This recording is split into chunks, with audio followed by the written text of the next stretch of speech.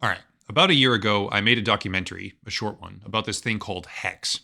At the time, I was trying to showcase that this investment community was a cult, and I put some work into making an intro, which I'm going to play again right now, except I'm going to play a slightly modified version based on where things are today versus where they were back then. Here it is. 2 years ago, I was in a horrible place in my life. I was homeless, I was addicted to drugs and alcohol, and I was divorcing my wife by then. I had no hope, no goals, and I was just living day to day. Then I found out about Richard, and he helped me so much with his self-help books and videos that it changed my life completely. Everybody, Richard Art here in my $3,000 Valentino Rockstud purse, my $3,000 Prada jacket, $2,000 Prada shirt, $2,000 or $3,000 Prada pants, Prada glasses, Prada hat, Prada bracelet, and it's all nylon, so the haters' tears fall right off. I was so thankful to find somebody who could now help me and give me the motivation to be successful in life. I started learning about HEX and it made me financially free. This was the point when HEX Lion and I started a YouTube channel. We understood that we have an amazing financial product in front of us that will make us financially free. And now we have to build a community. We have to bring our friends and families along with us on this journey. For me, it takes on new meaning as time goes on. The first part of it was monetary success. The next part of it comes that you feel like you're part of a community, some different type of community that, is not looking for money, but is already got their capital, and they're doing things and they're making things happen. A lot of love going on. There's a lot of overlapping care. Hexkins helping Hexkins, and everyone's got open arms, Call it a scam, nobody really cares. We can tell you the only one that ain't prepared. Oh yes, I'ma be a millionaire. 5, a couple trillion shares. Oh no, I ain't getting wrecked again. Richard Hart, he got a set to win. We're a family, we all the best of friends. We ain't a cult, man. So as far as people in cryptocurrencies go, I'm basically like a god. Just call us Hex again. 77, 46, 77. You won 5,000 hex. Your future is pretty much set. You don't have to work ever again in your life. I did the calculation for my friend, right? And I staked out 5,000 hex for my friend for 10 years. And I did the calculation, bro, you're a millionaire already. Yeah, they're financially free, all right. Free from their savings at least, but more so than laughing at the idiocy of a financial cult, because that's what HEX is and always was. Today I want to go over where we're at today, because the landscape of 2024 is wildly different when compared to the end of 2022. Basic overview, HEX is one of the largest Ponzi schemes in history, but semantic games and equivocations run rampant here as people try to pretend that it isn't somehow a Ponzi scheme because they used a couple different words to describe it. No, I'm not kidding here, that's literally what happened. See, HEX was allegedly not a security because Richard Hart, aka Richard Schuller, told everyone to sacrifice their money for it instead of just buying it. Sure, yes, if you sacrificed a certain amount of money, you'd be given a certain amount of HEX because you were buying it. But no, it's not the traditional established financial mechanism here. It's this brand new concept that just does the exact same thing. Again, this was a financial cult, but it gets better because in mid-2023, the next phase of Richard Hart's plan went live called Pulse Chain, which immediately fell apart. The fee structure imploded, the system seized up completely for a while, multiple exploits allowed attackers to steal millions of dollars in liquidity, and at the same time, the price for all three scheme tokens, I'll call them, HEX, Pulse, and PulseX, cratered by like 30% in a couple of days. To be clear, this is a group of quasi-religious, desperate finance bros who traveled around the country trying to sell this scheme to as many people as possible, hyping up actual children and telling them you're financially free, you never have to work again in your life because they got $9 worth of a crypto scam. It sounds utterly ridiculous, right? But remember, this project had a market cap in the billions of dollars, and the charismatic leader, Richard Hart in this case, built his entire persona on extravagant personal wealth for no reason. He's basically Bling Boy from Johnny Test in real life. Well, happily, we have an update with much better news because even though people were aggressively ignoring the problematic signs back then meaning end of 2022, at least when I covered it, the painfully slow but still turning wheels of justice kept moving. And now we have an actual case brought by the SEC for misappropriating millions upon millions of dollars and selling unregistered securities. Turns out, if you say something like, "It doesn't cost anything to get into this club, there's no entry fee. You just have to put a donation in that jar over there, and if it's a donation that happens to be larger than $10, then you can get in. But I'm not charging an entry fee, so don't think that, okay?" Yeah, it turns out that simply calling an established concept by a new name or pretending a new set of words describe it doesn't actually change it into something else.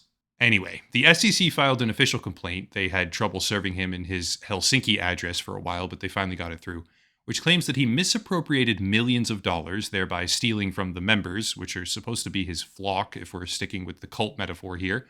Very shameful, Richard. And used that money to personally enrich himself, buying all manner of expensive luxury items, including a 555-carat black diamond, the largest in the world as well, called Enigma. Despite all of this, and there's much more, by the way, I'm just condensing it all down for the sake of time, people still, to this very day, support him. Here's a video from 2 days ago, where the guy has an entire section about how Richard Hart is superhuman, and when his back is against the wall, he can figure out the right move because he's special and somehow better than the rest of us, and we all just are at his beck and call. We're followers. Keep in mind, Richard Hart eviscerated the value of his own scheme as he tried to migrate from the original HEX to a new platform. You saw that intro, right? Everybody saw the intro with the guru guy, like, "Yeah, man, everybody's got their capital, man." But the HEX token underpinning the entire movement got rug pulled when Richard Hart publicly said on social media, "It's not even the real one." He tanked the current price by over 60% at the time when he said that, and brought down the market cap by over $1 billion. But people still defend this guy with evangelical zeal, as if he can somehow lift them out of poverty by spending all of their money on Prada and Gucci. I'm sorry, but I don't even really feel bad anymore. If people are that easily deceived, there's basically nothing that anyone could ever do to stop it or help them. And I certainly won't claim to be happy about it, nor should I. But on a certain level, it's becoming impossible to not just dejectedly laugh about it. Regardless, the SEC complaint is very comprehensive. I've read it. And contrary to what people in the crypto industry seem to believe right now, or at least contrary to what they're being told by influencers, the SEC has a very successful track record when it comes to crypto cases, and crypto cases against promoters in particular. There's this weird alternate reality intellectual bubble happening in crypto, where the moonshot Lamborghini type speculators think that the SEC is backing off or somehow losing relevance. But the truth is that they're actually picking up speed. The number of actions being taken year over year went up 53% in 2023, with 46 total enforcements. And I'm not going to sit here and say that they're doing a good job yet, not even close. But they're doing more every day compared to the legal environment previously, where the con artists and scammers could just do whatever they wanted with no pushback whatsoever.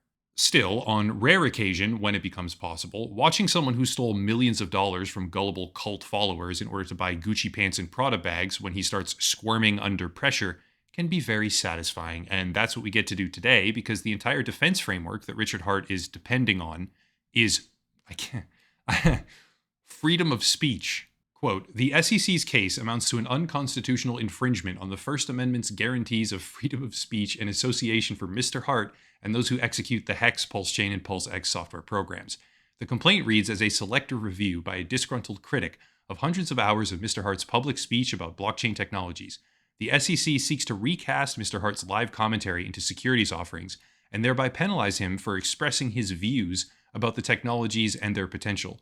This action also threatens to stifle protected speech uttered on the blockchain, including the computer code underlying software programs that the SEC aims to shut down, along with the free expression of thousands of people across the world who have etched their beliefs into the immutable digital ledger created by the software." End quote. That is a forward-thinking perspective right there. Lying to people in such a way that you can allegedly skim a ridiculous amount of money from a system you built and then using that money to personally enrich yourself, simultaneously tanking the value of their investments after pushing the entire thing as a guaranteed way to get rich in the first place. That is very bold. Freedom of speech. Okay, sure, fine. I'll play along on that. I mean, freedom of speech is a good thing, right?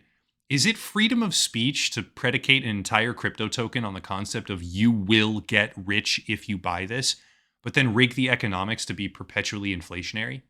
Is it freedom of speech to then organize a community where the sole guiding principle is to get more people to invest their money every day? Because if you don't get more fresh money all the time, you can't pay out the people who are staking it, and therefore they have no exit liquidity back into US dollars, which is 100% necessary if anyone is ever going to get rich? Is it freedom of speech to initially sell this investment by simply renaming the process of buying something to sacrificing for it? And is it freedom of speech to then disembowel the collective investments that everyone had after you made some new thing and decided, nah, that old thing that everyone purchased, sacrificed for, isn't the real one. This new thing is the real one, and that old one is just fake because I said so. Is it freedom of speech? Really? Is it? Call me unconvinced. Anyway, Alex Mashinsky, the architect of Celsius Network, which is another massive fraud in the crypto space, has been indicted on 7 criminal charges now, not just a civil case, criminal charges. And I'd be willing to make a prediction here with very high levels of certainty that Richard Hart is headed down the exact same road. HEX is not protected by freedom of speech because HEX is a speculation vehicle, aka a securities investment, disguised as a financial movement of sorts, where a charismatic founder used very strong religious themes to cultivate an audience of diehard supporters, and then, in my opinion, openly preyed on and mocked them outright to a point where he is deliberately crashing the value of that investment vehicle that he originally championed. I mean, that's absurd. Hopefully he gets what he deserves. That's it. If you want to support the channel, or if you want to watch the original documentary video, which the HEX community tried very hard to have taken down and suppressed back when it came out, links are down below to all of these things. There is a VPN deal, the original video, locals and Patreon, and more, but I'll cut it there and stop rambling. As always, thank you all for watching, question everything, and have a nice night.